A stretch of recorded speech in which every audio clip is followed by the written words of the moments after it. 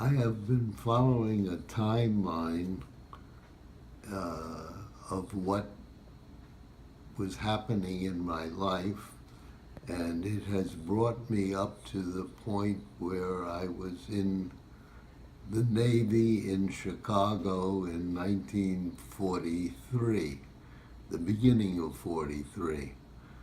But I had left out an important occurrence that affected my life, and I would like to put that in now.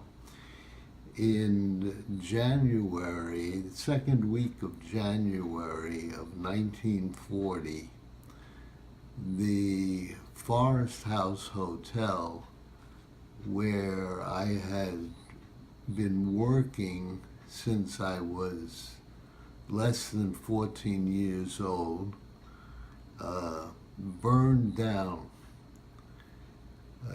It was a big, rambling structure of about 80 rooms and built of wood around 1900. And what happened was an electrical fire, spark, and a small fire occurred on the third floor of the building. That was the top floor of the building. It was discovered by the night watchman and my aunt and uncle, Rebecca, and her husband went to look at it and started to try to put out the fire, and got a hose and poured some water on the fire. But they found that the fire was burning deeper in the interior than on the surface, and they were unable to stop the flame. So they called the fire department of Mahopac, which was a voluntary fire department, and called for them to come and to extinguish this small blaze. I shouldn't even say blaze, but it was a small fire in the wall on the third floor of the building. Anyway, with the fire department came, and I'm telling you this story secondhand. I wasn't there. I'm just repeating what was told to me. The fire department tried to put some water on it, but they really didn't have any interior hoses, and there were no outside hydrants that they could connect to, and their only solution was to drive their truck down to the lake, which was completely frozen, and chopping a hole through the ice to get water, which they could then try to spray on the building. Unfortunately, the first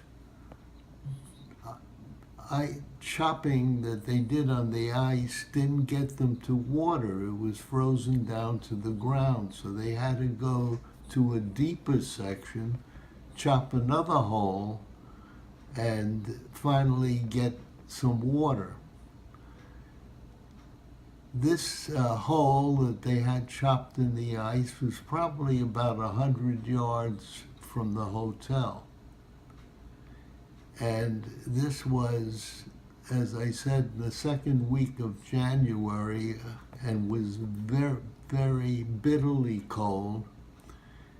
And they started to spray the water on the building, and they found that the water kind of froze in the air rather than do anything to any fire that they were trying to put out. So, in effect, they couldn't do anything about it. And they tried chopping the wood away to get to it, but then they didn't have any water to put on the fire, and it was really a hopeless situation.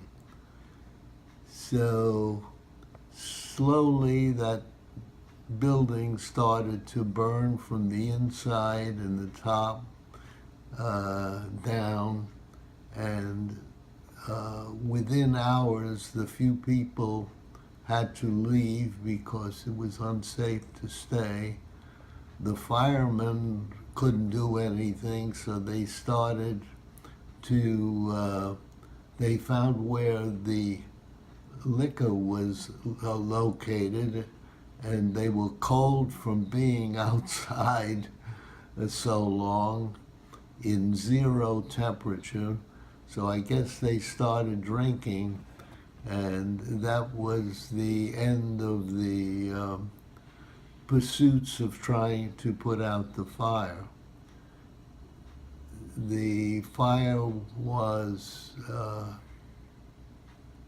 an extraordinary event because as the building went up in flames, this was a huge building, and it burned for 24 hours and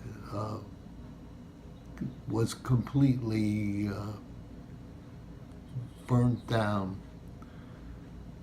A couple of weeks later, my father and I and my mother took a ride up to see what it looked and it looked like something that you would see in Berlin after the bombs had struck. Complete desolation and waste. They finally did have water on it, so that water mixed with the ashes and froze, and there was a couple of feet of frozen burnt wood covering this huge area. It was a very sad sight to see because as we'll show you the pictures of what the building looked like before the fire, and you can imagine what kind of desolation covered this area.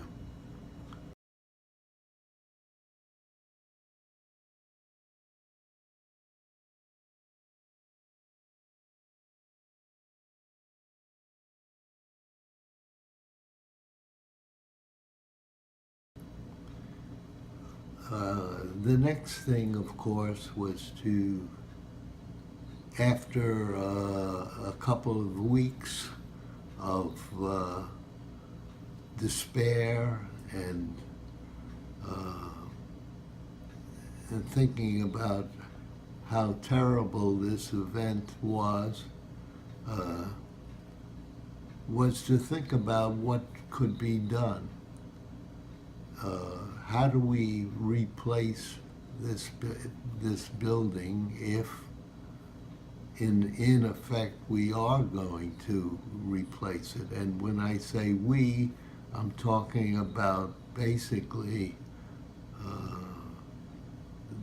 my aunt and her husband, the Jacksons.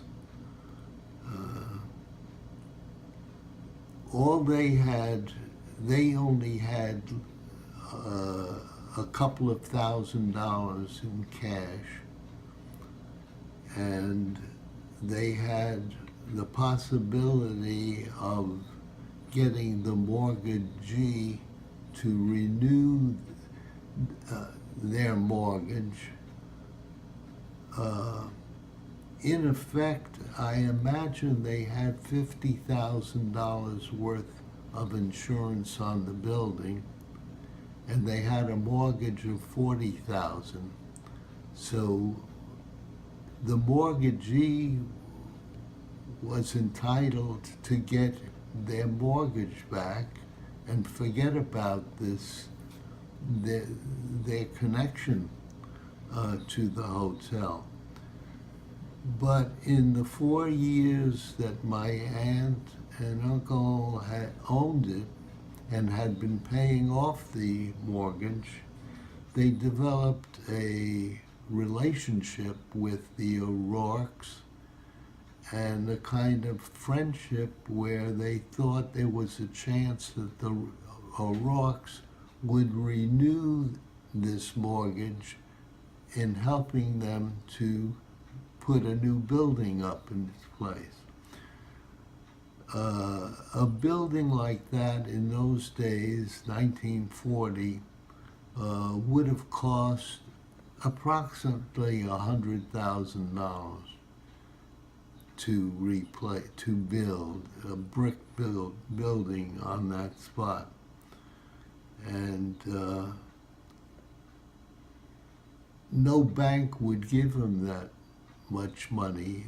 In other words, they needed, if they got the O'Rourkes to refinance them with their $40,000 mortgage, they needed to borrow $60,000, and they only had 10, and a bank would not come in and put up that kind of money. So my aunt and uncle went to her brother Ben Silver, who is in the construction business, and they came to an agreement that if they got the $40,000 mortgage from the O'Rourkes, he would put up the building for a 50% interest. In other words, he would be a 50% partner with my aunt and uncle. And that took a couple of weeks to work out. And finally, that was the plan that was set up. They would try to get the O'Rourkes to agree to give them a $40,000 first mortgage, and they and my Uncle Ben would put up the rest of the money to put up the building. And there was only one problem. This was now February, and they couldn't start construction or working on it because the ground was frozen. First of all, it was covered with this frozen water that had been poured on the area. Then the ground was frozen underneath, so you couldn't put in a foundation to put the building on. They had to wait for the ground to unfreeze before any work could get started. So the plan was to wait until April, when the ground would be unfrozen, and then start construction. The big problem was, if they started in April, would they be finished and have the hotel open for occupancy by July, because if they missed the July and August months of the height of the season, they would go bankrupt. So it wasn't just a question of getting the building started. It had to be finished by July 4th so that they could have the income that they would get from the two busiest months of July and August. Well, all the plans were made. The supplies were brought up to the site. Contractors for masonry, for bricklayers, and the other things that they would need were brought to a point as far as the plans could go. The architect's drawings, everything was ready. And finally, the big thaw came, and they were able to start construction around April 15th.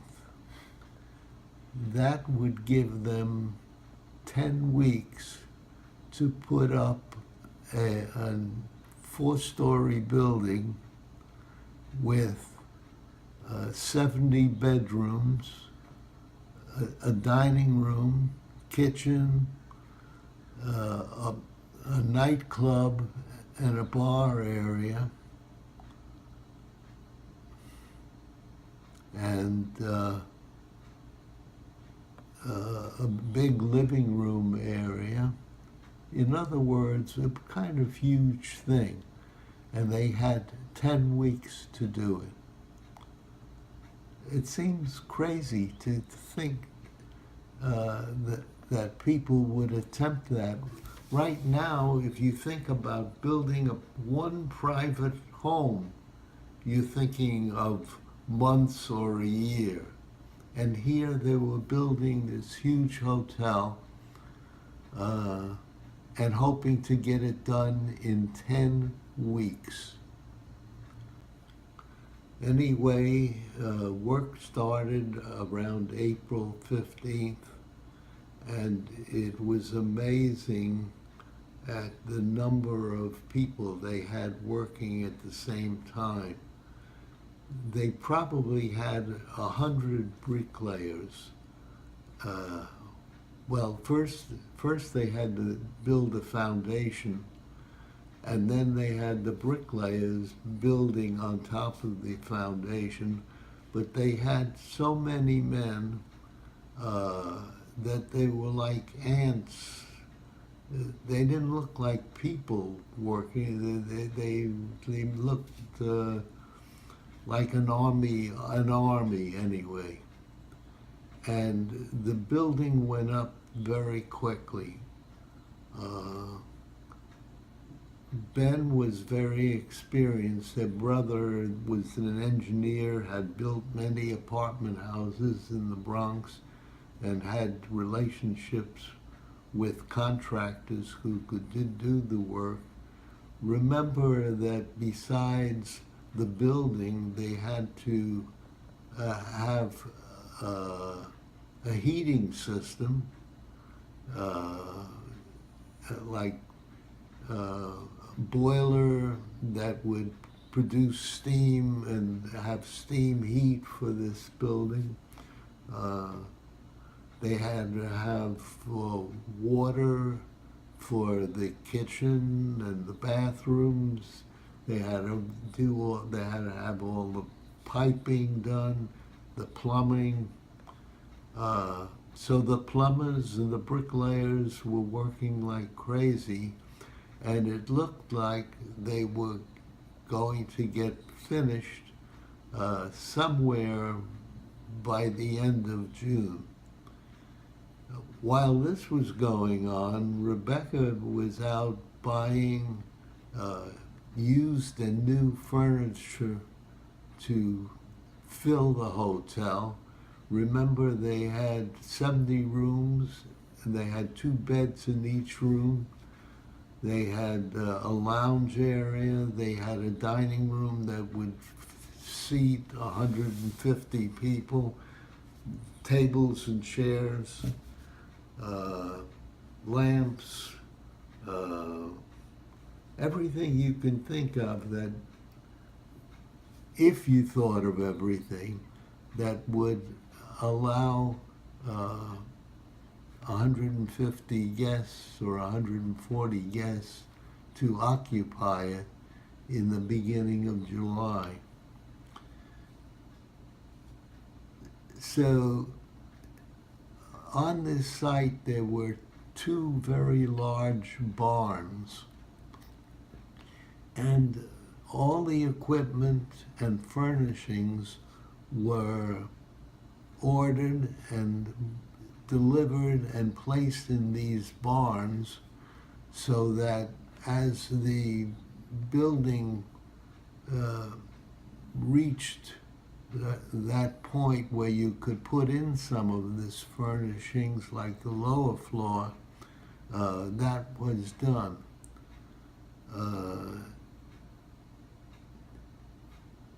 My cousin Arthur and I, who had worked in the hotel up to the previous Christmas and New Year's before the fire, were asked to come up 2 weeks, let's say around June 20th, and be ready to move all the furniture from the barn to the building. And as the floors got finished, let's see, there was a ground floor that was about up 10 steps from the ground level, and then there was a mezzanine floor that had 8 bedrooms, and then 2 floors that had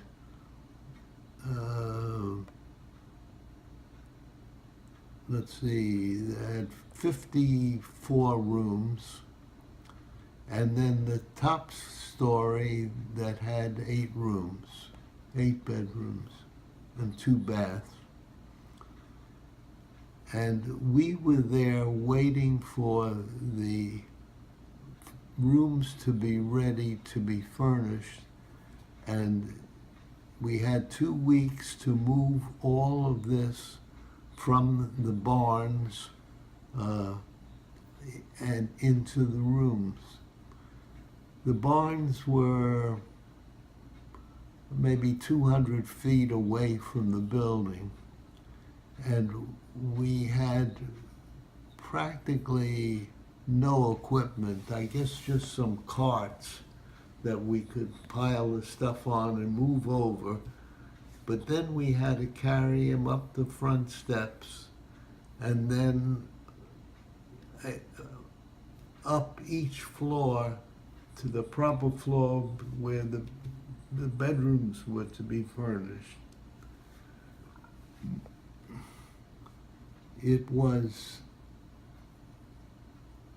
The furniture was solid oak furniture that was extremely heavy.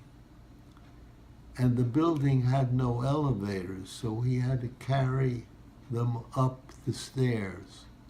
And this was just 2 18-year-olds working like fiends trying to move this stuff in. Anyway, I think we got everything in, and the first guests arrived on July 3rd. It was an unbelievable task, and we were exhausted. But the payoff was that my aunt and uncle didn't have any money left. And they gave it, Arthur and me, $10 each. That was $1 a day for that work that we did moving all that furniture in. And their rationale was that we had, by working so hard, we had earned our jobs for the summer so that we could be bellhops and make back some, by tips, some to pay for some of that effort that we put in. We were not too happy with that the pay we received, but it wasn't an accomplishment that we were proud of and amazed, actually. Just shows you when you're 18 years old and you want to work, you can do a lot.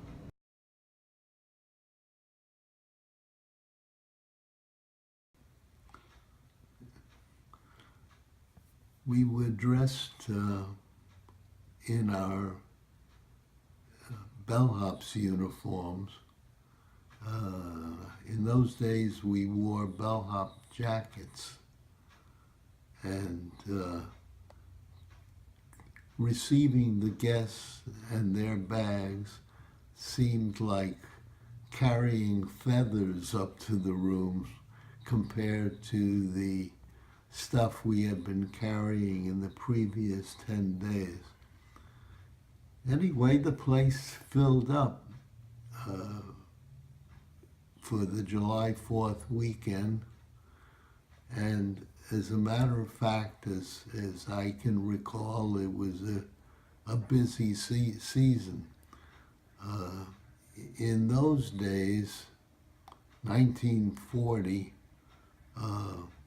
there were very few new hotels built in the Catskills or any place in Lake Mahopac.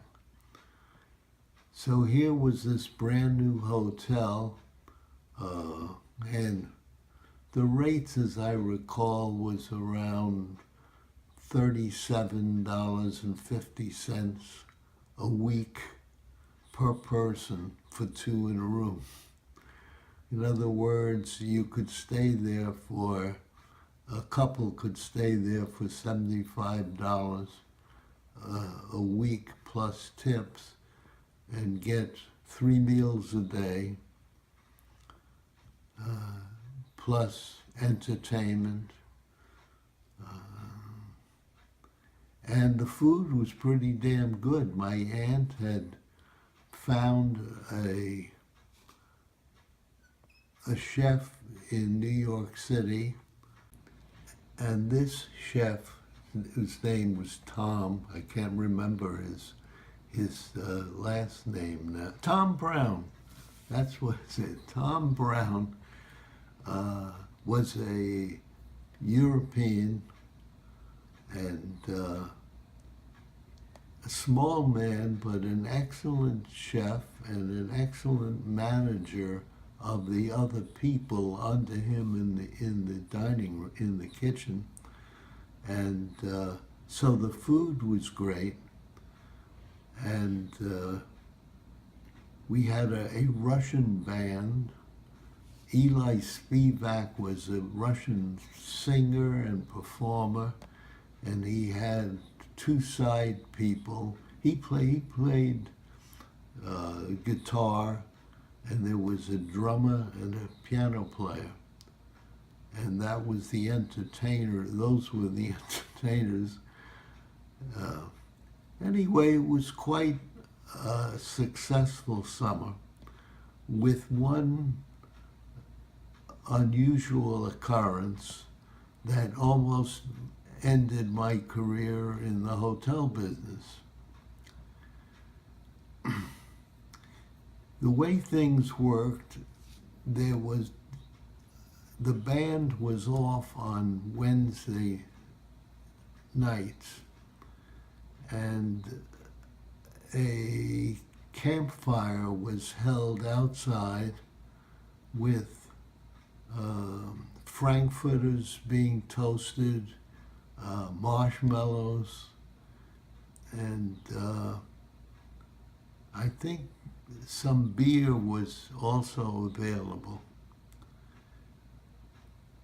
And as that being the fact, the tea room, which normally was open from 10 o'clock to around 11 every other day, on Wednesday, because of the outdoor festivities, we didn't serve tea. When I say we, that is the bellhop on duty was the person who was so supposed to serve the tea. Now, in order to serve the tea, you had to set up, be ready for serving. You had to set up teas and cups in the tea room and have the tea ready, being water being boiled, and tea and cookies set up in the kitchen so that as the guests arrived for tea, you could have the ability to serve them fairly quickly. But this being Wednesday and I being on duty, I hadn't done any of these things because I didn't expect to serve any tea. Around 10 o'clock, my uncle, that was Rebecca's husband, an Englishman, somebody outside had asked him about having tea because they didn't want a frankfurter or beer. And he said, "Oh, come on up to the tea room. I'll see that you get it."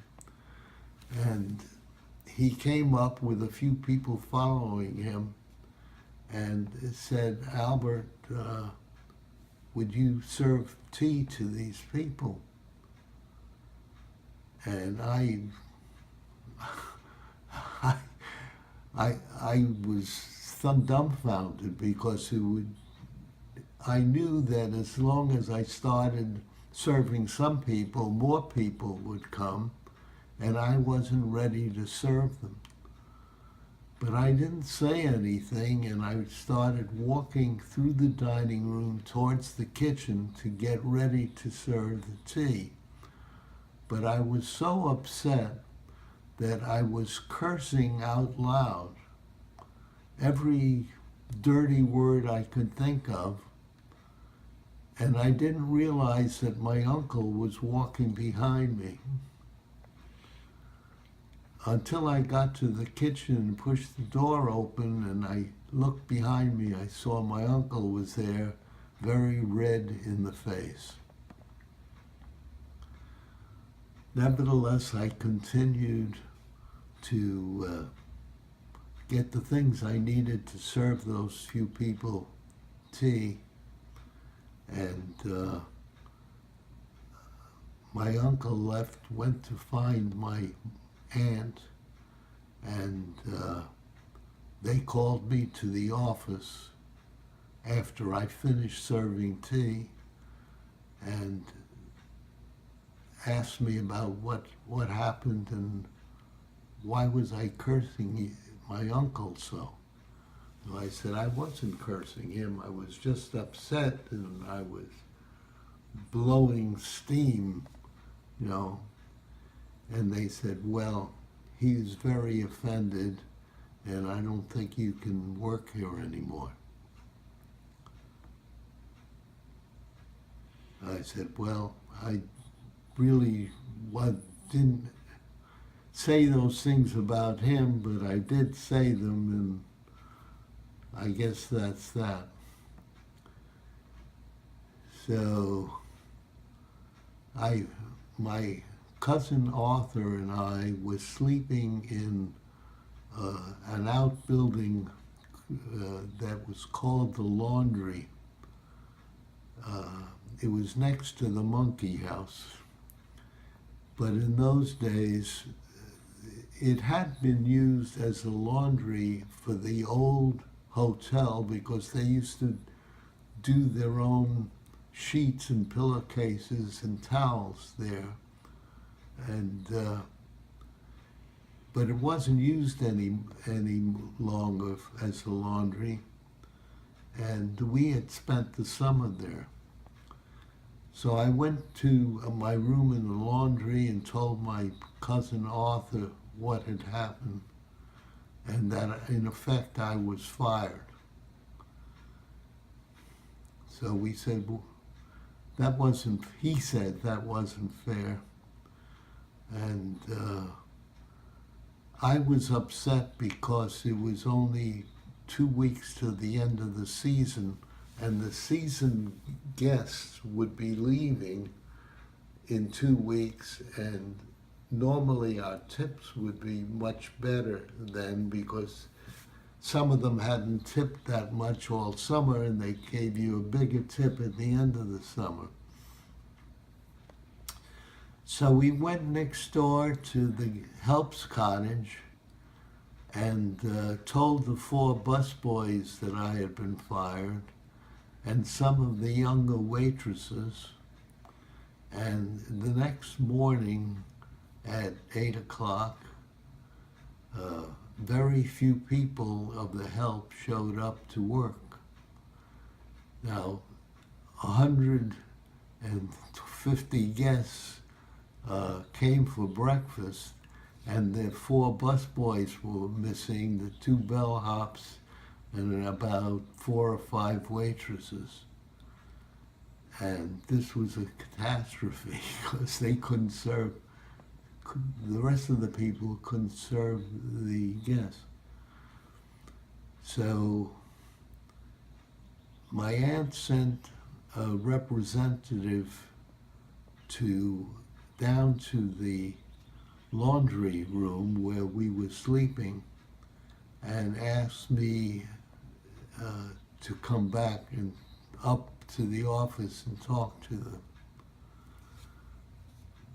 It was very interesting because my aunt had been a union organizer, and this seemed like such a strange thing that now she had a strike going on and she had to negotiate. Anyway, I went in and she said, "What's going on?" I said, "Well, you fired me and the other people said they wouldn't work if I was fired."